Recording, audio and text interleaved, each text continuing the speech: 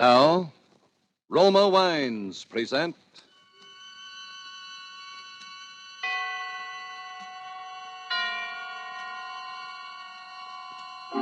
Suspense.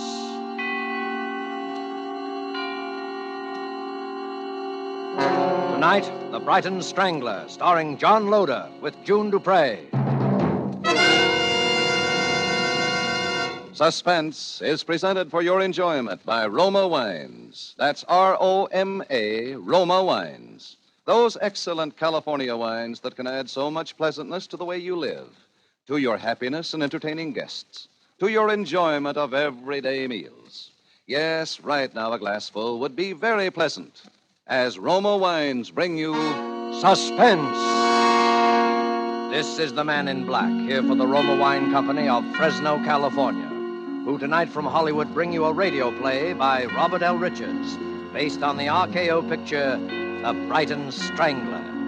The stars of the production are appearing with us this evening in this drama of an actor who specialized in murder and of a girl who became the unwilling heroine in a real-life play. And so, with The Brighton Strangler, and with the performances of John Loder and June Dupre, we again hope to keep you in suspense.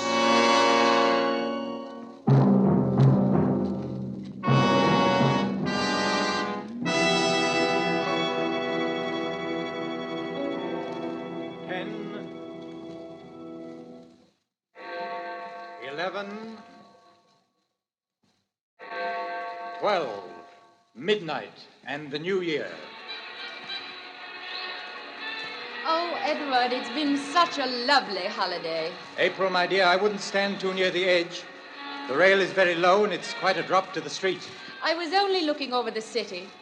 It's even a lovely night to have a holiday end, as long as it must end. All lovely things must end, my dear. Shall we join the others? It's a bit chilly out here on the terrace, don't you think? No. We can't go in just yet because... Because what? Because something has to happen first. What has to happen? You know what happened to the Lord Mayor of Brighton, don't you? He was strangled. On Christmas Day. And the Chief Inspector, 3 days later, he was strangled too, wasn't he? Edward. Don't try to pretend you haven't guessed who I am. No, Edward. You couldn't be... Go on, say it. The Brighton Strangler. You couldn't. But I did. My alibi for the Lord Mayor was very simple. I merely turned his watch back. And for the Chief Inspector, you yourself supplied me with an alibi. Remember? But why? Why? Because 10 years ago they conspired to send an innocent man to prison. And that innocent man was me. And now you, my dear, are the only person alive who knows. Edward, listen to me. We're in London. It's New Year's Eve. Don't you remember how... The silk cord. Edward, you're not going to... Yes. Help! Help! That's him! Stop! Stop or I'll shoot! You've got him! Dead. At last. The Brighton Strangler.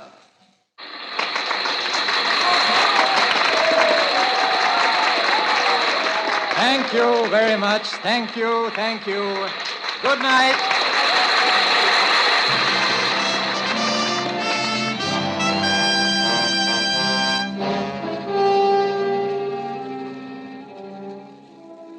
Regi, it's so good. It's so good I can't bear to close it, and it's making so much money. Well, you're the producer. Don't close it. Put someone else in the part. You know I can't do that. People don't come to see the Brighton Strangler. They came to see you, Regi. To the public, you are the Brighton Strangler. Not after tonight, I'm not. I can't understand you, Regi. Walking out on a play that gave you fame and fortune. I'm fed up. Fed to the teeth with it, that's all. Regi, look. I won't speak for the play itself. It's only mediocre. I'll grant you that. But you've given it something. Just by sheer force of personality, you've made it authentic, terrifying, a tremendous psychological drama. Well, that's just it. Now, look here, Sheldon. Has it ever occurred to you that a man might feel if he strangled one more person, he'd go stark raving mad? Oh, but it's only a play, Regi. Just make believe. Oh, you ought to know by this time that you're an actor, a good actor. It's never entirely make-believe. Yes. Now, look here, Reggie, look here. I'll tell you what I'll do. I don't want to talk about it. Leave me alone, can't you? But, Reggie, Leave me alone. Can't you understand? Leave me alone. All right. There's no need to get edgy. Oh, I'm sorry. Got any plans? Some service canteen shows. Well, if I don't see you, Merry Christmas. Yes. Merry Christmas. Good night. Good night.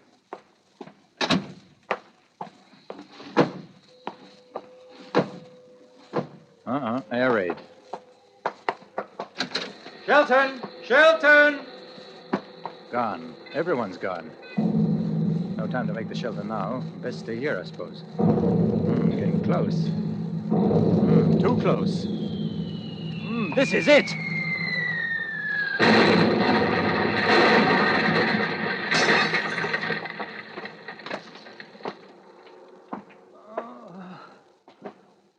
My head. Oh, it hurts. Got to get out of here. Somehow. But where? Where? Here comes one of the chaps now. Are you all right, sir? Oh, you got a nasty gash on your head, haven't you? All right, why? Yes, I'm all right. Oh, here. Don't forget your suitcase, sir. Suitcase? Yes. Where you going? Victoria Station? Huh? Yes. Victoria Station.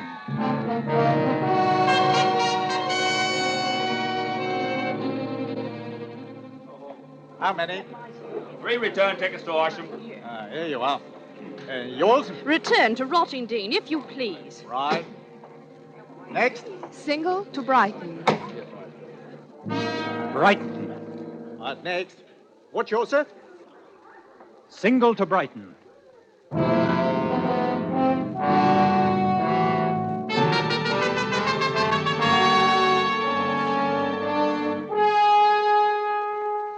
Tonight for Suspense, Roma Wines are bringing you as stars Mr. John Loder and Miss June Dupre in The Brighton Strangler, tonight's tale of suspense.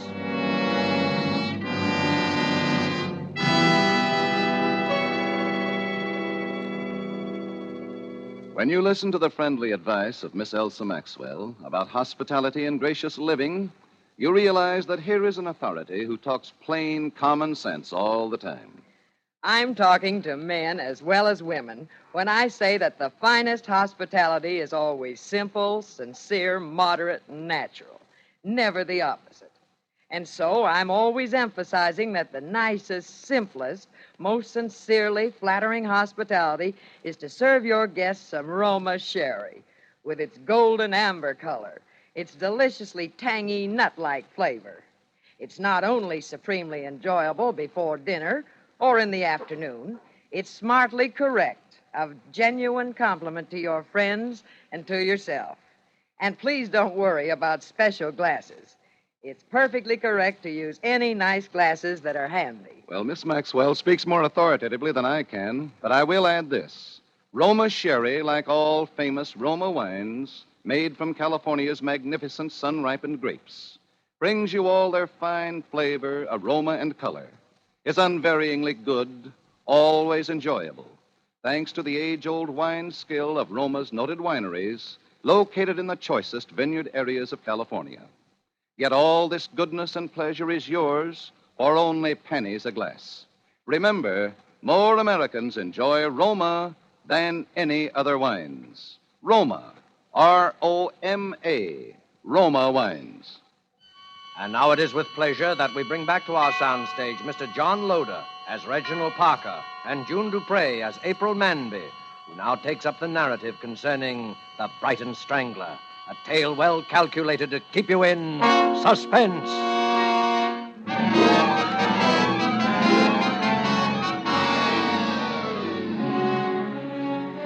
Somehow, from that very first moment, I was drawn to him. He was handsome and attractive, yes, but it wasn't that. He seemed so lonely, so much in need of help. And then on the train, when I saw that he'd really been hurt, I just threw a convention to the winds and took charge of him. You've been very kind. Well, someone had to put a bit of sticking plaster on that head of yours. Are you sure you're all right now? Oh, quite, thank you. It must have been terrible. I heard about the theater. The theater? Yes, of course I recognized you the minute you stepped into the compartment. What? You are Reginald Parker, the actor, aren't you? I've seen your picture on the billboards dozens of times. Reginald Parker. And I've been dying to tell you. My name is April.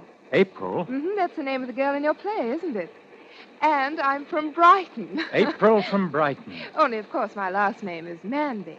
That's where I'm going to. Brighton. Why, isn't that nice? We do have a lot in common, don't we? Yes. A great deal, I think. Oh, we're going to have such wonderful times in Brighton over the holidays. You know, I was wondering if you wouldn't think it forward of me. What? Well, my family is having a party at our house on Christmas Day. The Lord Mayor and a lot of people are going to be there, and... The Lord Mayor? Yes, and if you'd like to come... I mean, well, I'm really not a celebrity, Hans, you know. But if you'd really like to come... Why, I'd be delighted. Oh, Mr. Parker, that would be wonderful. April, why don't you call me Edward? Edward? Oh, you mean Reginald Parker's only your stage name? Yes, yes, a stage name. Isn't that odd? I always knew actors had stage names, but I always thought yours was real. But I think I'd rather call you Reginald. Or at least introduce you to my family that way. It's so sort of confusing, two names. Well, what's in a name? Yes, after all, what is? Reginald, what's that little silk cord you keep twisting in your hands? Oh, this? Yes. I use this to strangle people. What? Oh, you mean in the play? Yes, in the play. Do you always carry it about with you? Always. Why? Oh, I don't know. For luck, I suppose. I've heard of actors having superstitions like that. Do you have many friends in Brighton? Friends? Acquaintances. I haven't been back for 10 years. They'll scarcely remember you, will they? The ones who are important will remember me. They will remember me very well.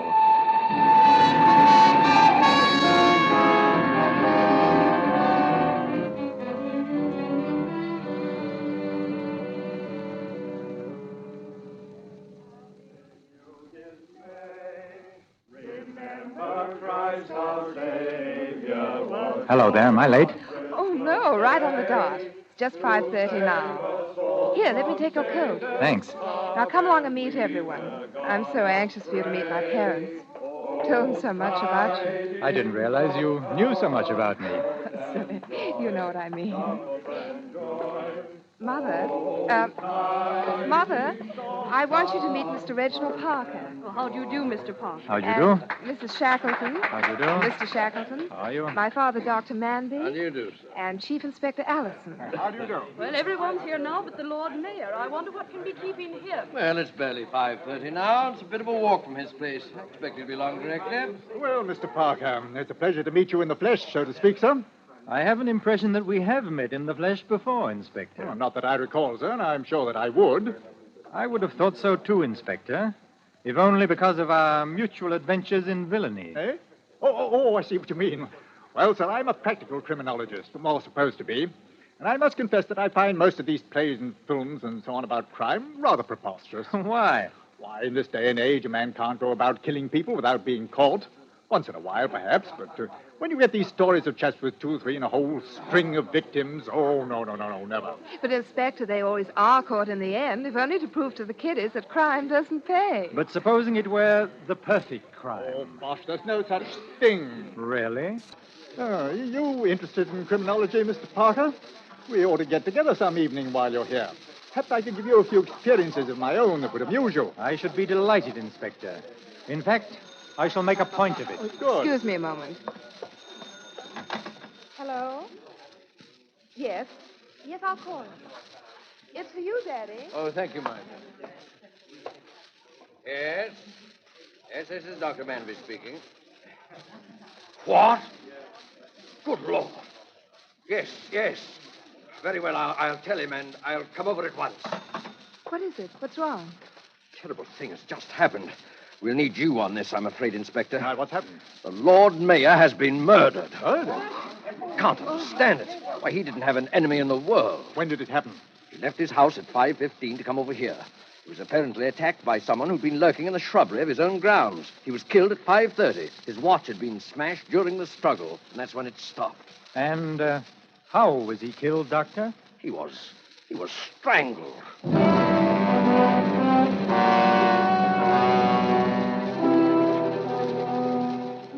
It was fantastic, of course. But there it was, that terrible coincidence. The strangling in Brighton. I must confess that my main concern was for Regi. The way everyone glanced at him, the polite, standoffish way they talked to him, was enough to show they thought that somehow he was responsible for the dreadful thing that had happened. As for myself, I felt almost as badly as he did, and thought I'd never known anyone quite so brave. For it was clear he wanted to get away, and he was quite free to go, and yet he stayed on in Brighton, as though compelled to, perhaps by a strange feeling that he mustn't run off until the mystery had been solved. He even made a little joke about it that night that I drove him to the concert. Well, this is one way of facing the music. Reggie, you mustn't say that. Oh, I'm sorry. I hope you didn't mind too much driving me down. Of course I didn't. I know you must think I'm a low dog for picking the one night when you wouldn't come along, but it's their only program of Rimsky-Korsakov, and I couldn't bear to miss it. I'll come another time, if you want me to. I want you to very much. Reggie, did you ever think that a play might have an effect on people who saw it? How? That someone might see it and want to do the same thing? Oh. Reggie, I think that's what happened. I think that someone saw your play and is trying to do the same thing in real life. Some poor creature with a twisted mind. A twisted mind? Please don't think I'm blaming you. But a play like that should never have been written. Should never have been allowed. Perhaps it was just fated to be that way. It's the only thing I can think of to explain the things that have happened. Does it make a great deal of difference to you? Difference? In the way you feel about me? Oh, Reggie, no. I'm glad of that, because I think quite soon now, perhaps after tonight, I shall have something very important to tell you, April. Oh. Well, here we are. Well, thanks for bringing me, and you will pick me up? At 11:30 sharp.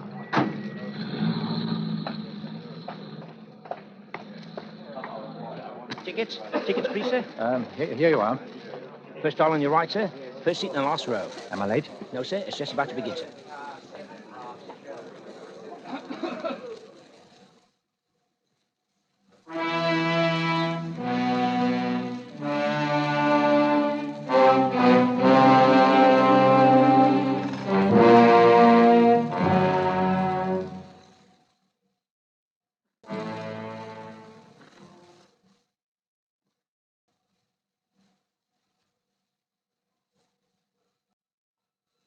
Inspector.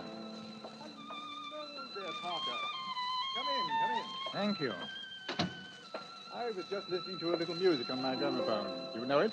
Scheherazade? Yes, it's just 42 minutes long. Oh, is it? I never timed it. Yeah, make yourself comfortable by the fire. I was rather hoping you'd pick this evening to drop in. I'm all alone. I remember you said you'd be. You have quite a music library, Inspector. Yes. And I see you collect other things as well. Oh, my private chamber of horrors. Interested? Very much. Of course, you did want to talk about crime, didn't you? Well, each of these things, rather gruesome, most of them to you, I expect, is like a trophy to me. I take this butcher knife. You can imagine what that was used for, I suppose. His wife? That's it. Carved her up and put her in a trunk and checked her at Brighton Station. We didn't find her for 3 months. Never did find her head. We got the chap, though. Now, here's something you don't see very often. A hangman's noose. Yes, the fellow who wore that collar last got me my biggest promotion. It must be a great moment of satisfaction when the bolt is pulled, the rope tightens, and you know your murder is done for. Yes, it is, for a fact. But there's one trophy I intend to have here that'll make me prouder than all the rest. Just a little thing it is, too. Just a bit of cord. You mean the cord that was used to strangle the Lord Mayor? Right you are, and I'll get it. Many years ago, 10 years to be exact, before the Lord Mayor was the Lord Mayor, he was a barrister defending a client in a court of law. And let us suppose that instead of defending his client, he betrayed him to the prosecution, and the man went to prison.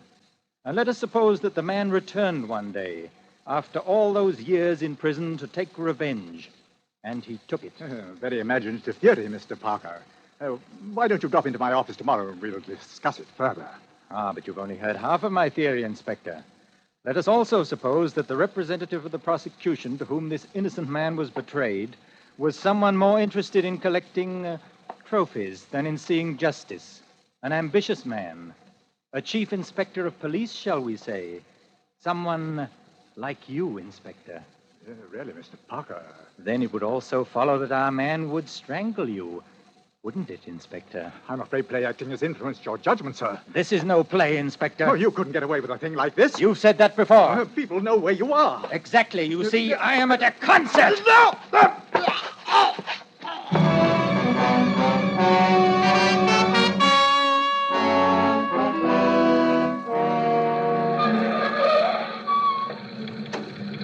Oh, there you are.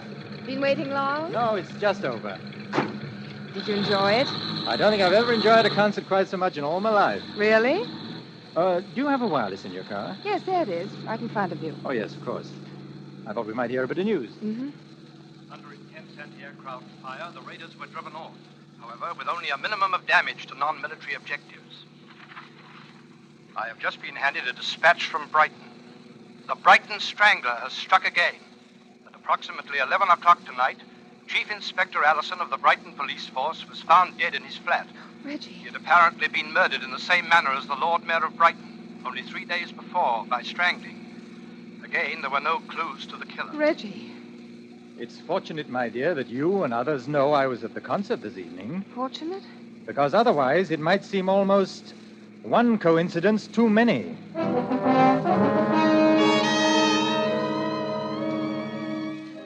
Coincidence? Suddenly, all this coincidence that had seemed only the trickery of an impossible nightmare became the evidence of terrible reality. How I managed to maintain a semblance of calm as I drove him back to his hotel, I shall never know. The next day he had left, and that afternoon he called me from London. He said it was most urgent that I see him. I knew that I must go. But first, I went to the police. It's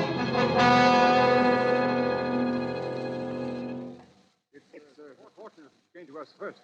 Now, if you know where he is, miss, we'll arrest him at once. But I don't know where he is. And besides, I have no proof. Neither of you, neither has anyone. There's all the proof we need, miss. But don't you see the pattern? I'm to meet him at the Plaza Hotel. And the Plaza Hotel is a terrace. And tonight is New Year's Eve. And my name is April. You'll be taking your life in your hands, miss. Oh, maybe I'm wrong. I pray that I am. Maybe you won't have to do anything, and he'll come to you of his own accord when I tell him you want him.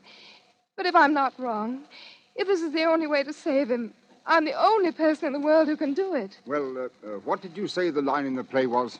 He says, and now you, my dear, are the only person alive who knows. The only person alive who knows. You do have a script of the play, don't you? Oh, yes, yes. Because you'll have to come right in on cue. Do you have a copy of the play for yourself? I don't need one. I know it now by heart.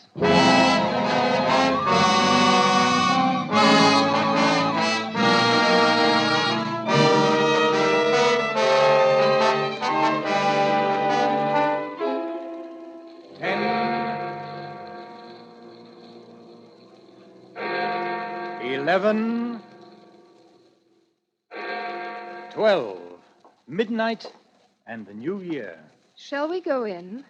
It's a bit chilly out here, don't you think? No, we can't go in just yet because... Because what? Because something has to happen first. What has to happen? You know what happened to the Lord Mayor of Brighton, don't you? And the chief inspector, he was strangled too, wasn't he? Reggie. Don't try to pretend you haven't guessed who I am. Reggie, this is where the lines are different from the play.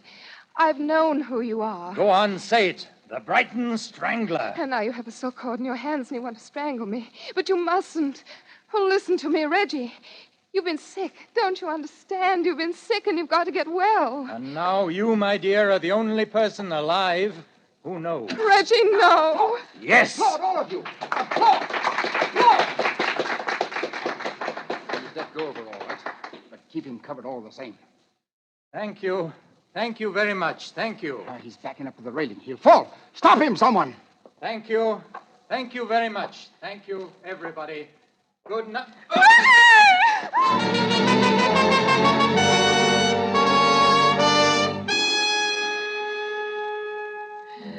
as though in a trance, bowing as he had so often to so many enchanted audiences of the Brighton Strangler. He stepped backwards towards the low parapet as though again leaving the stage, and fell. We found him on the pavement below. He was still alive. It's April from Brighton. We were bombed, weren't we? And then I heard applause. I think I'm hurt, but you'll help me, won't you? I want to take just one last curtain call.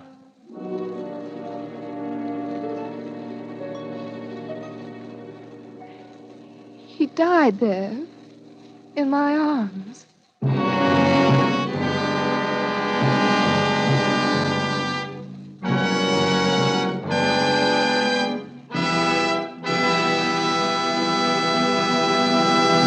And so closes The Brighton Strangler, based on the RKO picture and starring John Loder with June Dupre. Tonight's study in Suspense.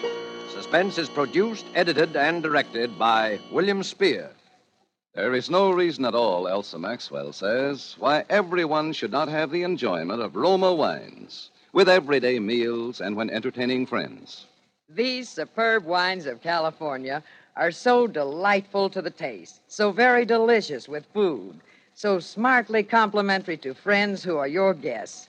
It seems a shame to me that some people still miss out on such wholesomely simple, moderate, and inexpensive pleasure. But of course, Miss Maxwell, millions already do know and enjoy Roma wines. In fact, more Americans enjoy Roma than any other wines.